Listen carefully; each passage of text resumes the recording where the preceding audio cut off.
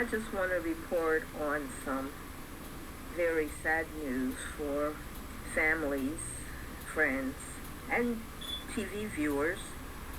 The first one is Nene Leakes of the Real Housewives of Atlanta. She's no longer on that show, but she was on that show for many years, and she introduced us to her husband, Greg. He's a very nice guy, and he developed colon cancer, and it was publicized today that he has died from colon cancer. And I believe he was 66. So our sympathy goes out to the Leakes family, and it is a great reminder that we should all do preventive things such as get colonoscopies on a regular basis and know the signs and symptoms of possible colon cancer. It is one of those hidden cancers. It's inside your colon, so it can grow and you can be totally unaware. Make sure you're eating a good diet, lots of fiber, and do the best you can with preventive measures. The good thing, he did live to be 66, so he had a long and hopefully happy life. I only knew him from the show, and so it was sad to hear the news. And I guess this is something we're all going to have to get used to, because through the internet we're gaining more and more acquaintances and friends and just people we follow in general. And we're going to be seeing a lot of these people pass on, and it's going to be very different.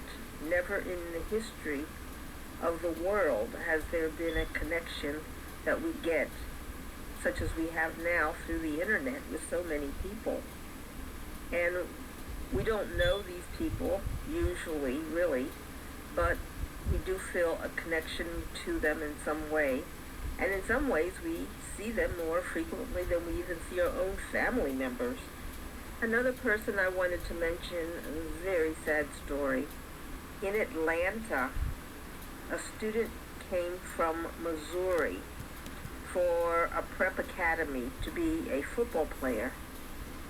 And as he was getting on the elevator fell, crushed him, so that his legs were sticking out of the elevator and his fellow students could see his legs, but the top part of his body was trapped inside the elevator. So he was crushed. He was still breathing when rescuers came, but I imagine it was more agonal breathing, and then he passed on. You know, I never used to hear of falling elevators, and now recently I've heard of a number, not a lot, but more than I've ever heard before, of these elevators falling and crushing people. It just makes you be very aware. Do not run into those elevators if the doors are closing, because there are definitely problems with these elevators, and we don't know what they are because these things are kept very quiet. They don't want to have a lot of bad elevator publicity, but we must change our own behavior and make sure we teach our children to have much more respect for elevators, elevator doors, and so forth, so that we don't end up in these horrible, horrible situations. I can't imagine what the teammates are feeling, what his family's feeling. This is a person who was only 18 years old. I mean, he was just starting his life as an adult, and at any age this would have been horrible. But because it was in a situation where he was far from home and got caught in this horrible situation. I think it was a dorm. I think it was in student housing. So I think the responsibility is going to be a lot on the school, too, for having an elevator there and being used by students, most of whom are very unaware of the dangers of the world, and that it happened on their property. And this was the property. This is the housing he was given for his stay at this prep school. Our sympathy goes out to his family, and I can't even imagine, losing a child. A couple of students said that they had complained about problems with this elevator to people who worked for the residents, but nothing had been done. And one student was so concerned that she even took a picture of the inspection sticker that was on the elevator, and that elevator had not been inspected for a year and a half. And I guess it's supposed to be inspected every year, so they were also at fault for not doing a timely inspection, especially when they were getting complaints about the elevator. So sad. And in North Carolina, 2 weeks of school in North Carolina has suffered its second school shooting. The shooter was caught, but unfortunately one of the students injured died of the injuries. We have to know that our kids have noticed all of the suffering and problems going on. The reports of deaths constantly on the news, and it has left psychological injuries, and some of these kids already have mental problems, and they can't handle what's going on. They're not being given sufficient counseling and resources. So we all have to be very, very careful about what's going on in our schools. What are the chances that people are bringing weapons to school? How are teachers are angry too. How are teachers and students and administrators all having to deal with COVID and being back to work and dealing with the other stresses that come with running a school? We're very sorry. Our condolences to the student who was killed by a classmate in North Carolina.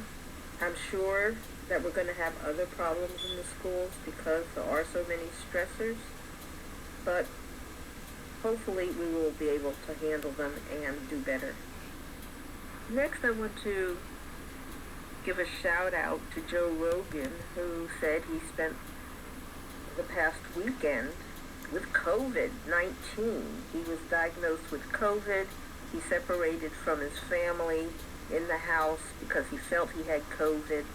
He went out the next morning, got tested, and sure enough, he had COVID. Now, Joe Rogan gets tested for COVID on a regular basis, almost every day. He has a doctor that he pays to come in to his studio. Joe Rogan gets tested, people who work with him get tested, and the guest gets tested, and they get a clearance. So it's really unusual that Joe Rogan would get COVID. However, recently, I think he was on vacation, and maybe that was what did it. He was around so many people that he was able to catch the virus. He said that while he was treating himself, he tried everything not to get real sick, so he just threw the whole book at his treatment, and he was doing the monoclonal antibodies. I guess he was doing the Regeneron. He also did ivermectin, which is the anti-parasitic medication for, I believe, horses. He gave himself a Z-Pack, which is an antibiotic called azithromycin, and he also did prednisone, which tends to make you actually more susceptible to infection, but can also decrease your reaction to certain assailants on the body. So I guess that was what he was thinking with that. And he said he felt bad for one day. He said the next day felt better, and by the third day he said he felt pretty good. Now, I just looked at this picture of Joe Rogan after he made this statement, and he doesn't look so good.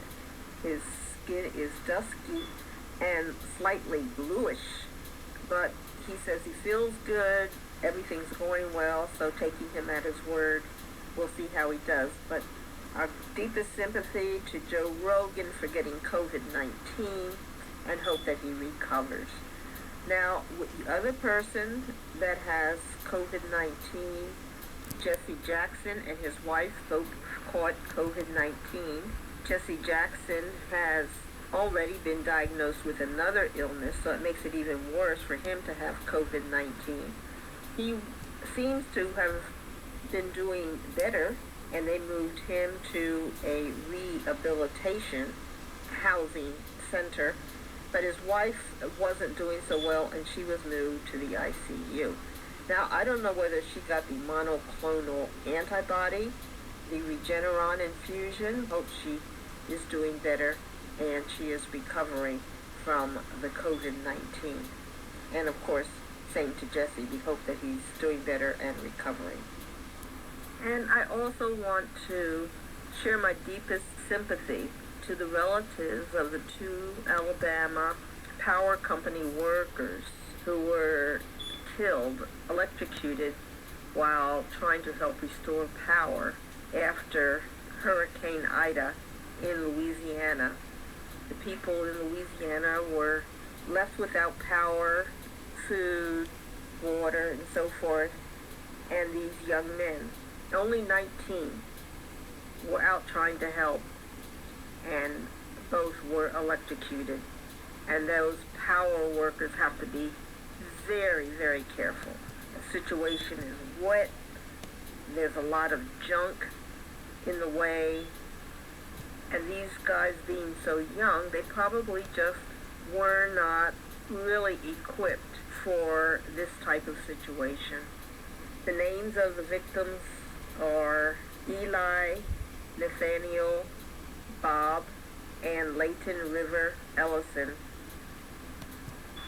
And they were workers of the Pike Electric Company.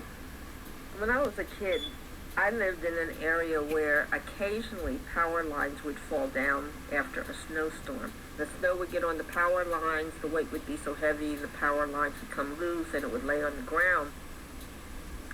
And we had to learn that you can't go through near these things. Now, as a kid, what does near these things mean? I really didn't understand electricity. I didn't understand that snow is water and water melts. Of course, you could see the melted snow around the charging electrical wire. But, you know, when you're running around in snow, you don't realize that that electricity can transmit through the melted snow and through snow and electrocute you. So we were all very lucky that we didn't die out there with all of these situations that occurred. But you have to teach your kids about electricity, falling power lines, what to do if you're in a car and you run into a fallen line, how to get out of the car, or best stay in the car. The car has rubber wheels, and for a time you can be very, very safe in your car while people come and try to help you.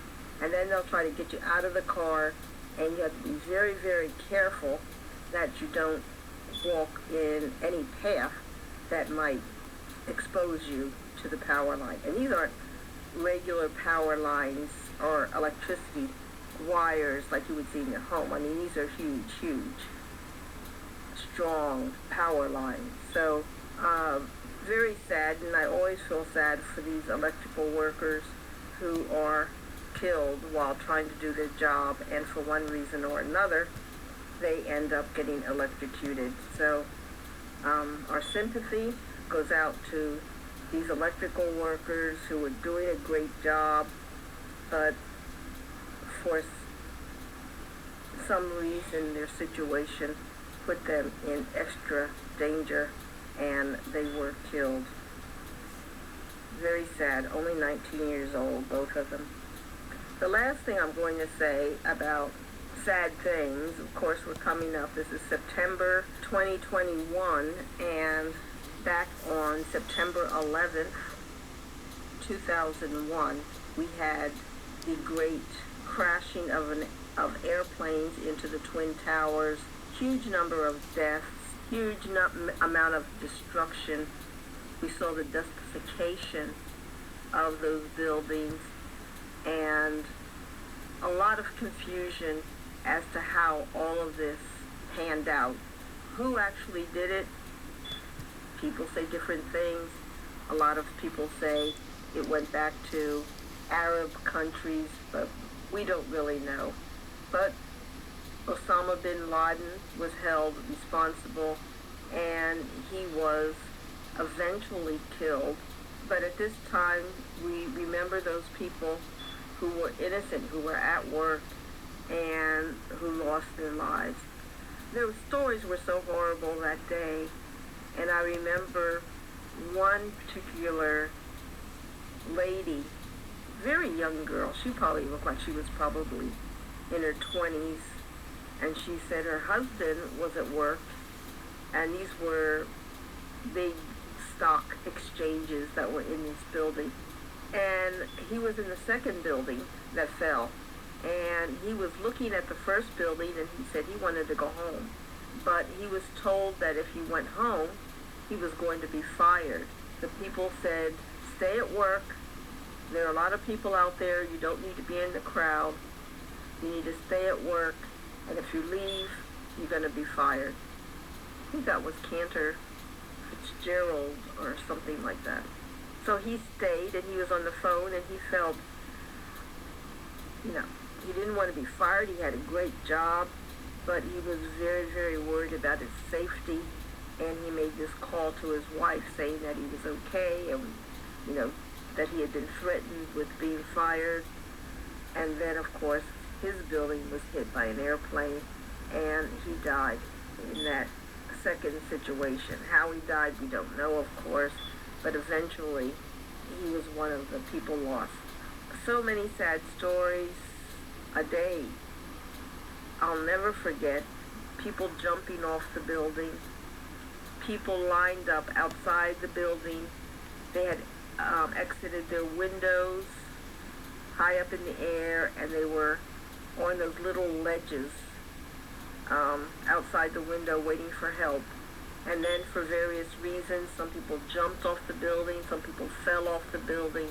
All kinds of things happened. And it's just something you'll never forget seeing and hearing about. And it doesn't ever get easier. And it's always good to know that these things can happen anywhere by anybody who has the mindset to do harm.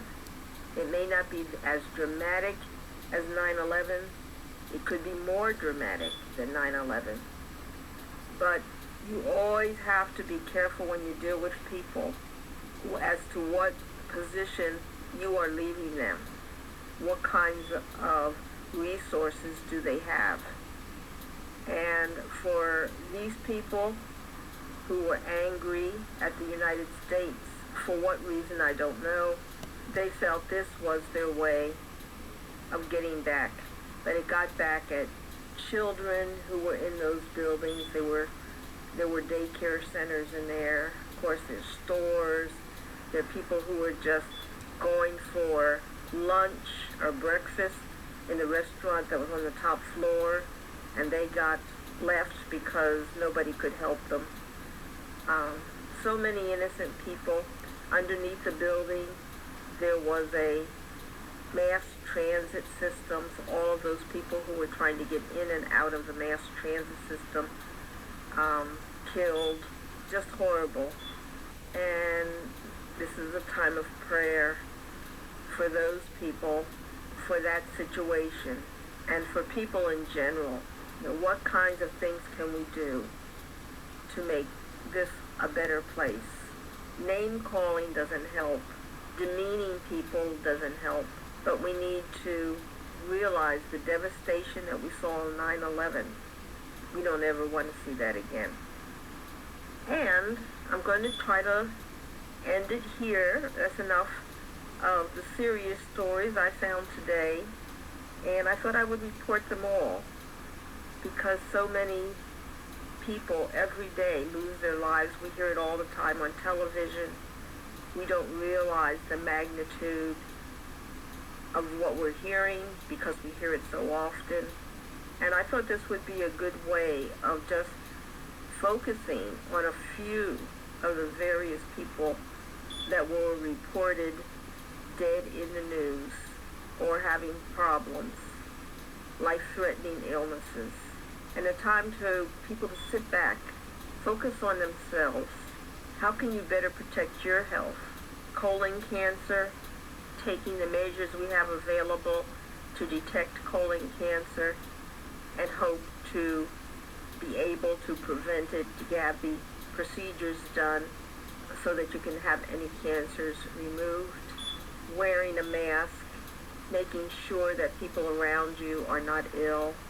Doing all of the measures possible to protect yourself, to protect those around you, and for those people that have died, those of us still living can remember the fun, the joy we experienced in having those people in our lives, and we hope their death was not painful, and we give our best to the families that were left behind.